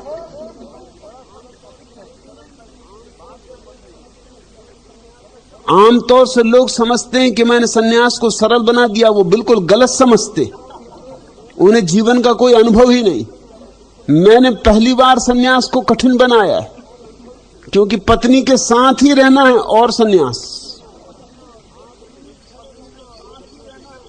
आग में ही खड़े रहना और जलना नहीं, पानी में चलना है और पानी को छूने नहीं देना है। पुराना सन्यास तो सस्ता है। भाग ही गया, पत्नी कहां खोजती फिरेगी तुम। सिर इत्यादि घुटा लिया, नाम बदल गया, भभूत रमाली, तरह तरह के टीका तिलक लगा लिए। पत्नी मिल जाए तो भी पहचान न पाए। और भाग गए, इतना बड़ा देश। बैठ गए किसी गुफा में, किसी जमात में सम्मिलित हो गए। पत्नी कहां खोजती फिरेगी। पुराना सन्यास सरल था, क्योंकि भगोड़ापन था, पलायनवाद था, कायरता थी। नया सन्यास निश्चित ही कठिन, क्योंकि चुनौतियों से हटना नहीं।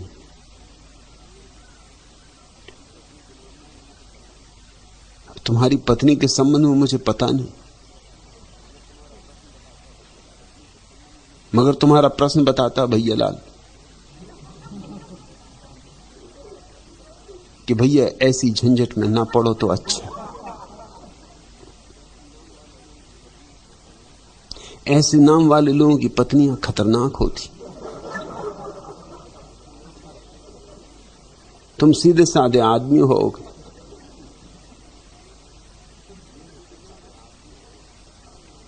मैंने सुना है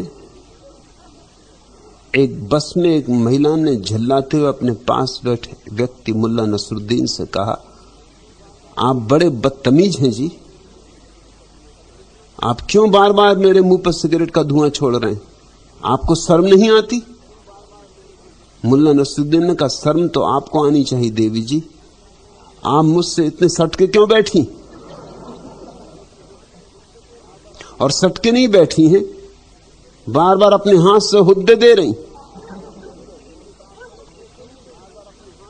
महिला ने कहा, आप बड़े बेसऊर, मैं हुद्दे नहीं दे रही, देखते नहीं कि मैं मोटी हूं, सांस ले रही हूं। आपको महिलाओं से बात करने का ढंग भी पता नहीं। मुल्ला नसरुद्दीन का, देवी जी मुझे नहीं पता कि महिलाओं से कैसी बात करनी चाहिए, मगर आपको तो पता होगा कि एक भारतीय स्त्री के क्या आदर्श, कम से कम आपको तो उसका पालन करना चाहिए। उस महिला ने कहा, परले दर्जे के बेवकूफ, यदि आप मेरे पति होते तो मैं आपको जरूर जहर दे देती। मुल्ला नसरुद्दीन ने कहा, क्षमा करिए देवी जी, यदि आप मेरी पत्नी होती तो ये कष्ट आपको न करना पड़ता, मैं खुद ही जहर पी लेता। अब पता नहीं भैया लाल, आपकी पत्नी किस ढंग ढौर की हैं, क्या व्यवहार सद्व्यवहार आपके साथ करेंगी सन्यास लेने पर। मगर जहां तक 100 में 99 मौके तो यही है कि ये झंझट आप ना लो तो अच्छा। आप पत्नी को यहां लाने लगो, पहले मुझे उसे सन्यासी बना लेने दो। मैं इसी ढंग से काम करता हूं, इससे पुरुषों की इज्जत बच जाती। पहले पत्नियों को सन्यासी बना लेता हूं, फिर उनको बनना ही पड़ता है। फिर ऐसा पति कहां जो पत्नी की आज्ञा टाले। और मेरा स्त्रियों से गणित बिल्कुल जम जाता है।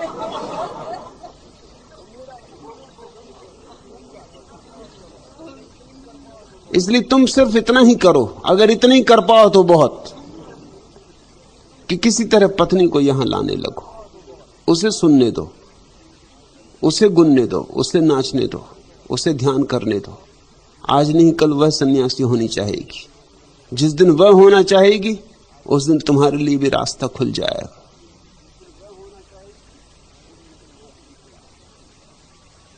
उसके पहले तुम व्यर्थ के चिंताओं में, बेचैनियों में पड़ जाओगे। वो तुम्हारा जीना हराम कर देगी, 24 घंटे तुम्हें सताएगी। और भागने मैं नहीं दूंगा। मेरे पास लोग आते हैं, वो कहते हैं कि अब सन्यास ले लिया, अब हमको यहीं रहना, घर नहीं जाना। असल में यहां रहना है, इससे प्रयोजन सिर्फ इतना ही कि घर नहीं जाना। घर क्यों नहीं जाना? कि नहीं, अब यहीं रहने का मन होता है। यहीं रहने का मन नहीं है असली बात। मैं उनसे कहता हूं असली बात कहो। वो कहते हैं आप तो जानते ही। एक मित्र बनारस के सन्यास लेके गए, बड़ा मुश्किल भेजा उनको समझा के कि जाओ भाई। कोई 5-7 दिन बाद ही उनकी चिट्ठी आई कि पत्नी ने अस्पताल में भर्ती करवा दिया है, क्योंकि पत्नी कहती तुम पागल हो गए। मैं जितना मना करता हूं उतना ही कोई मेरी मानता नहीं। सब मेरी पत्नी की मानते।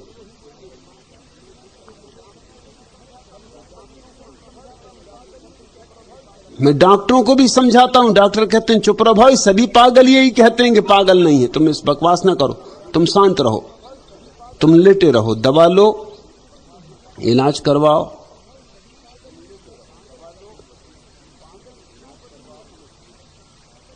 पागल क्यों पत्नी ने समझ लिया? क्योंकि वो घर हंसते हुए पहुंचे, प्रसन्न पहुंचे। और पत्नी ने कहा कि हंसते हुए और प्रसन्न, कभी देखा नहीं था उनको। और भजन कीर्तन करने लगे। उनने सोचा होगा पहले से छाप मार दूं, पहले ही से, नहीं तो पीछे फिर मुश्किल हो जाएगा। मगर पत्नी ने भी उन्हें पकड़ा उसी वक्त। मोहल्ले के लोगों को इकट्ठा कर लिया, इनका दिमाग खराब हो गया। भले चंगे घर से गए थे। उन्होंने मुझे लिखा कि मुझे बहुत हंसी आती थी कि हद हो गई, मैं बिल्कुल ठीक हूं, लोग मुझे पागल समझ रहे हैं। चूंकि मुझे हंसी आती, वो मुझे और पागल समझते। और सबकी सहानुभूति पत्नी के साथ है। मैंने उनको खबर भेजी कि बेहतर यही है कि तुम वैसे हो जाओ उदास जैसे पहले थे, न भजन कीर्तन करो, न हंसो, न गाओ, पत्नी की मान के चलो, नहीं तो वो तुम्हें मुसीबतों में डाल देगी।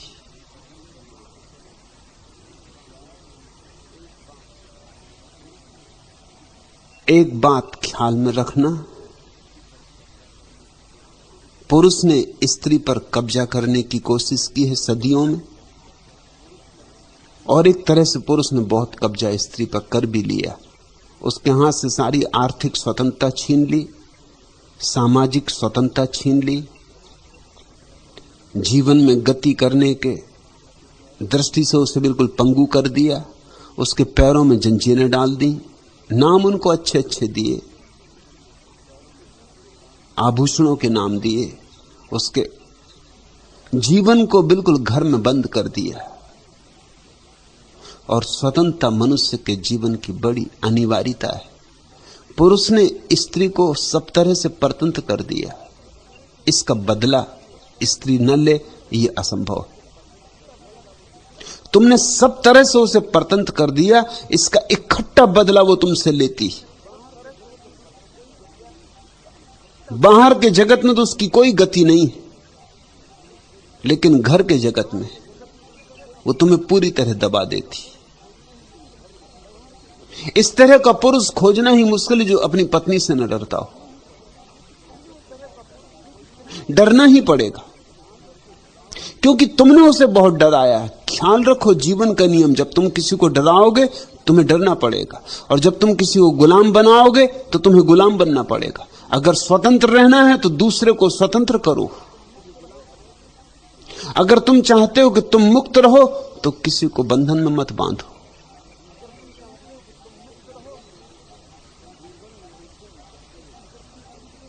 बीरबल ने एक दिन, कहते हैं, अकबर को कहा, ऐसी ही बातचीत में बात निकल आई होगी कि तुम्हारे दरबार में सब दब्बू, सब पत्नियों से डरते। अकबर ने दूसरे दिन ही अपने दरबारियों से कहा, ईमानदारी से, जो लोग अपनी पत्नियों से डरते हो वो बाएं तरफ खड़े हो जाएं, और जो पत्नियों से न डरते हो वो दाएं तरफ खड़े हो जाएं, मगर ईमानदारी से, कोई धोखा ना दे, क्योंकि जिसने धोखा दिया या धोखा देता हुआ पकड़ा गया, इसकी जांच पड़ताल की जाएगी पीछे, तो फांसी की सजा होगी। एकदम बाईं तरफ कतार लग गई, सारे दरबारी बड़ी बड़ी तलवारें लटकाए खड़े बाएं तरफ। सिर्फ एक दुबला पतला आदमी, जिसकी कोई हैसियत ही ना थी दरबार में, जो आखिरी समझा जाए, वो भर दाईं तरफ आके खड़ा हो गया। अकबर ने भी कहा कि हद हो गई, बड़े बड़े बहादुर सूरमा, युद्धों के विजेता, बड़े तगमे जिन्होंने जीते, सोने के तगमे लटकाए हुए और तलवारें, खड़े हैं बाईं तरफ सिर झुकाए, और ये बिल्कुल सूखा रूखा आदमी, एक तगमा कभी जीता नहीं, कभी एक युद्ध में लड़ा नहीं, तलवार पकड़ने का शऊर नहीं, ये खड़ा है दाईं तरफ। मगर फिर भी कहा, कोई बात नहीं, कम से कम एक आदमी तो है दरबार में जो अपनी पत्नी से नहीं डरता। उस आदमी ने कहा, क्षमा करें महाराज, आप गलत ना समझे, जब मैं घर से चलने लगा तो मेरी पत्नी ने कहा, भीड़ भाड़ से जरा दूर ही खड़े हो ना।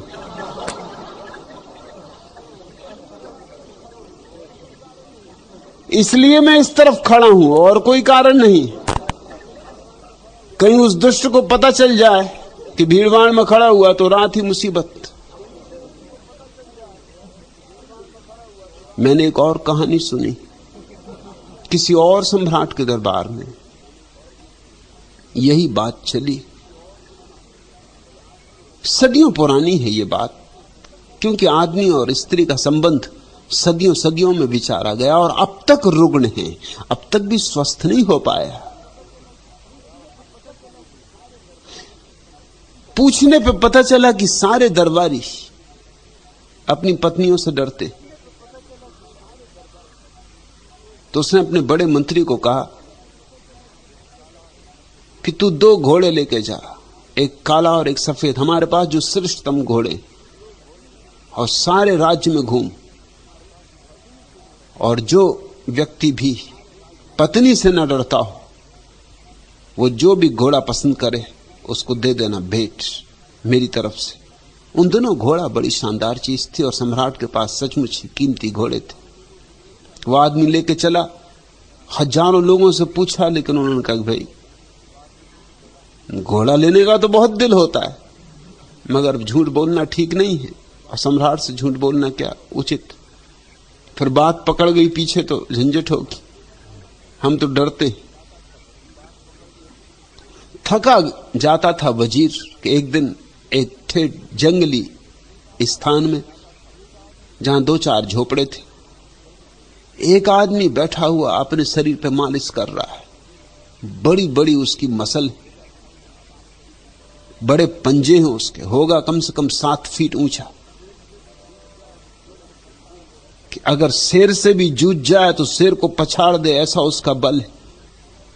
वजीर को ढाढ़स बंधा। उसने कहा कि कम से कम यह आदमी घोड़ा जीत लेगा। घोड़े सामने बांध के वजीर ने उससे पूछा कि भाई पूछता हूं तुमसे, अपनी पत्नी से तो नहीं डरते? उस आदमी ने अपना पंजा वजीर को दिखलाया और पंजा बंद करके दिखलाया और कहा कि देखते हो ये पंजा, जिसकी गर्दन पर कस जाए वो खत्म। उसने अपनी मसलें उठा के बताई। उसने कहा देख तो ये मसल, ये चट्टान पे हाथ मार दूं तो चट्टान टूट जाए।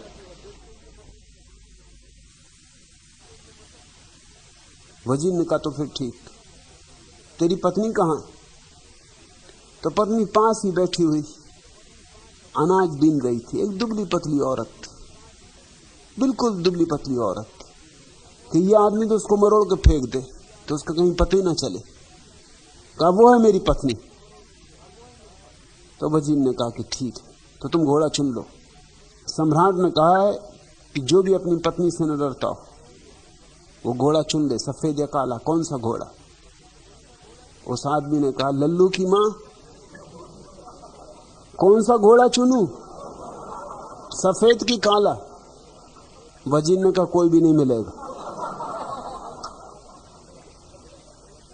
गए काम से। अगर ये भी लल्लू की मां से ही पूछना तो मालकियत खत्म।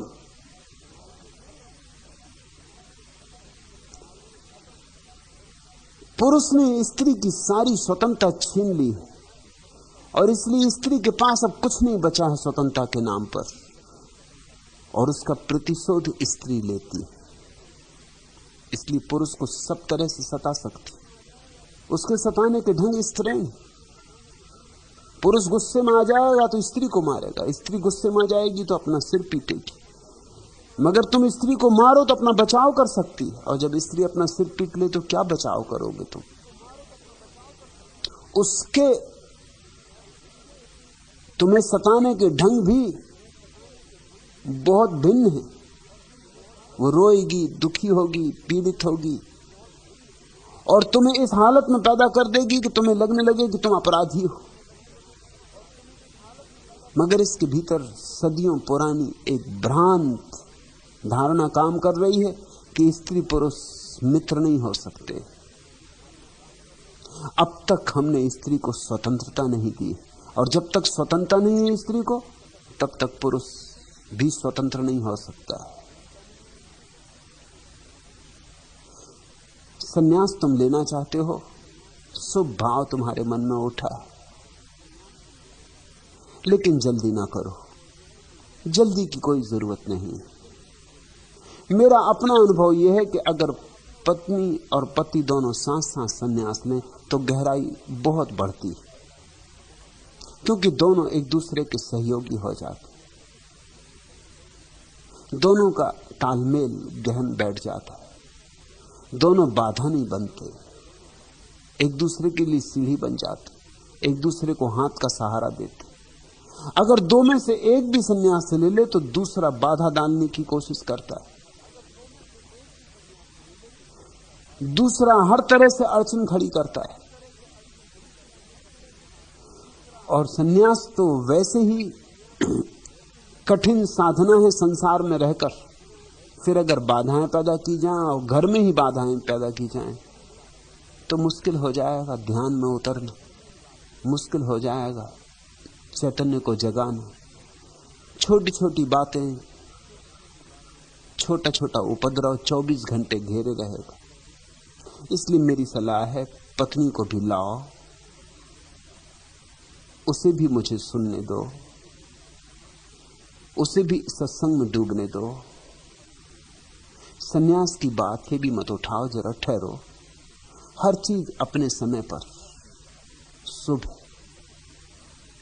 सन्यास होगा, अगर अभीप्सा जगी है तो होगा, कोई भी रोक नहीं सकता, ना पत्नी रोक सकती है ना कोई और रोक सकता है।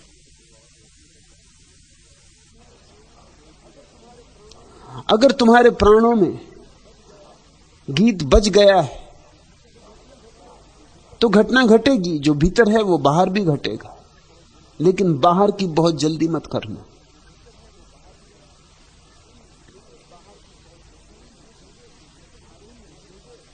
इन हीरे ऐसे अश्कों को आरिज पर लुटाकर मत रोको, याकूत के ऐसे ओंठों को दांतों से चबाकर मत रोको।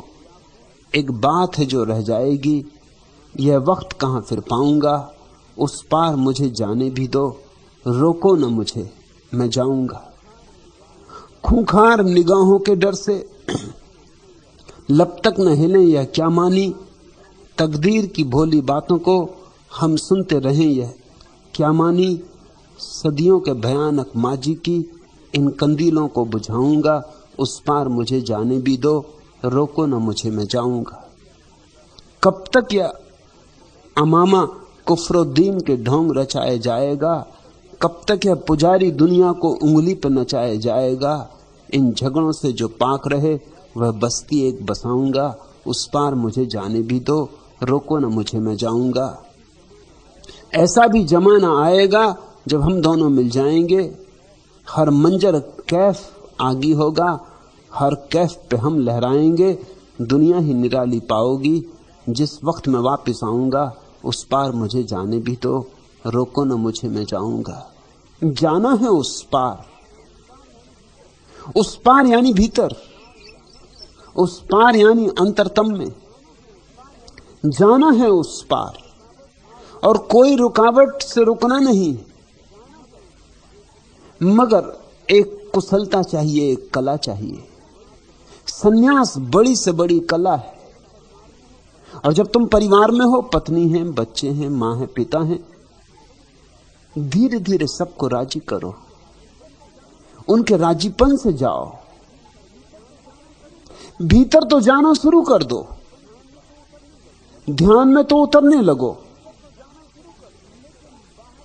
लेकिन बाहर का जो रूपांतरण है वो सबके राजीपन से। महावीर के जीवन में प्यारा उल्लेख है। महावीर संन्यास्त होना चाहते थे। महावीर की मां ने कहा मेरे रहते नहीं, मैं जब मर जाऊं तब मैं न सह पाऊंगी, और अगर तुमने सन्यास लिया तो तुम्हारी सन्यास मेरी मौत बनेगी। महावीर तो ये सोच भी नहीं सकते थे कि कोई की मौत उनके कारण हो। चींटी को भी मारने की उनकी इच्छा न थी तो अपनी मां को मारते, परोक्ष रूपेण सही, मगर जिम्मेवारी तो होती, तो रुक गए। 2 साल बाद मां की मृत्यु हो गई, दफना के लौट रहे हैं। रास्ते में अपने बड़े भाई से कहा कि अब मुझे आज्ञा दे दे। मां की वजह से रुका था। बड़े भाई ने कहा हद हो गई, एक पहाड़ हमारी छाती पर टूट के गिरा कि मां चल बसी, और तुम्हें शर्म नहीं आती मुझे छोड़ के जाते। ये वक्त जाने का, मुझे सहारा दो। अभी नहीं, जब तक मैं आज्ञा ना दूं सन्यास नहीं। और महावीर फिर रुक गए, लेकिन 2 वर्ष में ही भाई को आज्ञा देनी पड़ी। आज्ञा ही नहीं देनी पड़ी, प्रार्थना करनी पड़ी, क्योंकि 2 वर्ष में महावीर ध्यान में उतरते गए, ऐसे ध्यान में उतर गए कि घर में उनकी मौजूदगी भी पता चलनी बंद हो गई। ऐसे शून्य हो गए कि हैं या नहीं बराबर हो गया। लोग गुजर जाते, उन्हें पता न चलता। वो स्वयं गुजरते तो लोगों को उनका पता न चलता। न किसी के काम में अड़चन, न किसी के काम में बाधा, न हस्तक्षेप, न अवरोध। होना न होने के बराबर कर दिया, बिल्कुल बराबर कर दिया। आखिर एक दिन घर के लोगों को ही ये अनुभव में आना शुरू हुआ कि अब हम व्यर्थ रोक रहे हैं। किसको रोक रहे हैं? अब सिर्फ शरीर रुका है, पिंजड़ा पड़ा है, हंसा तो जा चुका, हंसा तो उड़ गया। घर के सारे लोगों ने जुड़ के प्रार्थना की महावीर से कि अब हम न रोकेंगे, अब जाती हो जाएगी, अब तुम्हें जो शुभ लगता हो वैसा करो, क्योंकि वैसे ही तुम जा चुके हो, सिर्फ देह रुकी है। यही मैं तुमसे भी कहूंगा। हवा बनाओ घर की, एक वातावरण बनाओ घर का। तुम्हारा ध्यान बढ़े, तुम्हारा प्रेम बढ़े, तुम्हारी शांति बढ़े, तो पत्नी क्यों अड़चन देगी? तो बच्चे क्यों बाधा डालेंगे? और पत्नी अगर अड़चन दे रही है तो उसका कारण है सदियों सदियों से सन्यास के नाम पर जो हुआ है वह। सदियों सदियों में पत्नियां सताई गई, बच्चे अनाथ हो गए, बाप जिंदा है और बच्चे अनाथ हो गए क्योंकि बाप सन्यासी हो गया। पति जिंदा है और पत्नी विधवा हो गई क्योंकि पति सन्यासी हो गया। 5000 साल भारत में स्त्रियों ने जो सहा है सन्यास के नाम पर, वो इतना ज्यादा है कि कोई भी पत्नी भयभीत हो जाएगी। सन्यास शब्द ही दूषित हो गया। फिर तुम चाहे मेरे सन्यासी होना क्यों ना चाहो, सन्यास शब्द से ही घबराहट पैदा हो जाती। जरा पत्नी को आने दो सत्संग में, उसे समझने दो कि यह सन्यास एक नया ही अवतरण, एक नई धारणा है। ये न तो स्त्री के खिलाफ है, न बच्चों के खिलाफ है, न परिवार के, न प्रेम के। ये तो पक्ष में। मेरा सन्यास संसार के विपरीत नहीं है, संसार के अतिक्रमण में। संसार को छोड़ना नहीं है, संसार में जागना है। लेकिन भीतर तो तुम ध्यान में उतरना शुरू हो जाओ, उसमें तो कोई बाधा नहीं डालेगा। उसमें तो पत्नी की आज्ञा लेने की जरूरत नहीं। पत्नी को पता ही क्यों चले। रात के आधी रात जब पत्नी भी सोई हो तब उस बिस्तर पर बैठ जाओ, किसी को पता ही क्यों चले, कानों कान खबर क्यों हो। लेकिन ध्यान में डूबने लगो। ध्यान ही असली सन्यास है। फिर बाहर के कपड़े तो कभी भी रंग देंगे, बाहर के कपड़ों के रंगने की इतनी चिंता नहीं। और बाहर के कपड़ों को रंग के झंझट इतनी खड़ी हो जाए कि भीतर का ध्यान मुश्किल में पड़ जाए, ऐसी सलाह मैं नहीं दे सकता हूं।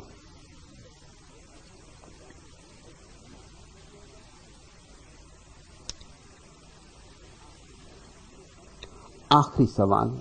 भगवान, मैं अपने मन के शैतान से संघर्ष का सतत अभ्यास कर रहा हूं, फिर भी सफलता क्यों नहीं मिलती? रामानंद,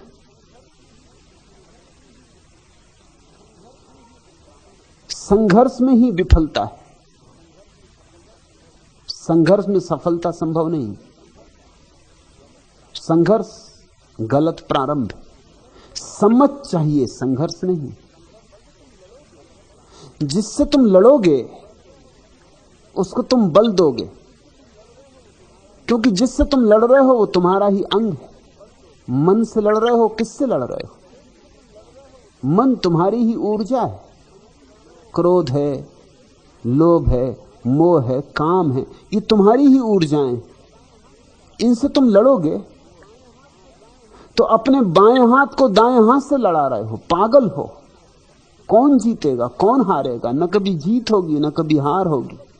शक्ति गमाओगे और टूटोगे, खंडित होगे, नष्ट होगे, विक्षिप्त हो जाओगे, विमुक्त नहीं। संघर्ष नहीं चाहिए, समझ चाहिए। मन को समझो,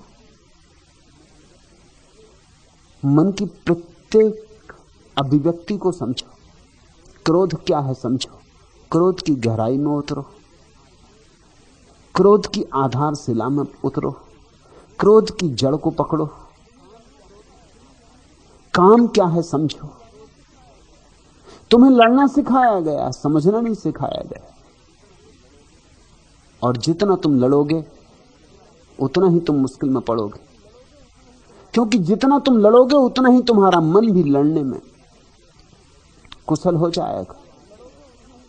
जब दो आदमी लड़ते हैं तो दोनों की कुशलता बढ़ती है। अखाड़ों में देखते ना, लोग अभ्यास के लिए कुश्ती करते रहते, दोनों की कुशलता बढ़ती रहती। कौन हारता कौन जीतता ये सवाल नहीं, मगर दोनों की लड़ने की क्षमता बढ़ती रहती।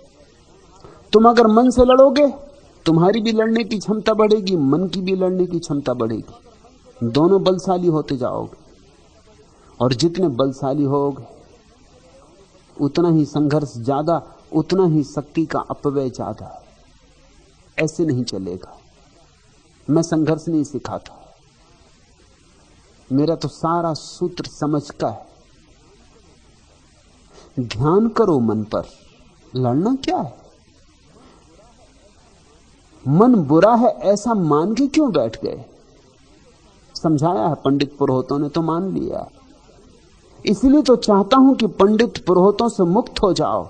उनके कारण ही तुम्हारी जिंदगी झंझट बनी, उनके कारण ही तुम्हारी जिंदगी एक लंबी कहानी है व्यथा की। जिसमें आनंद का कोई गीत न फूटा है न फूट सकता है, जिसमें विषाद ही विषाद आएगा और मौत आएगी, महाजीवन नहीं। अमृत का तुम्हें कोई अनुभव न हो सकेगा। लड़ने का मतलब होता है दबाना।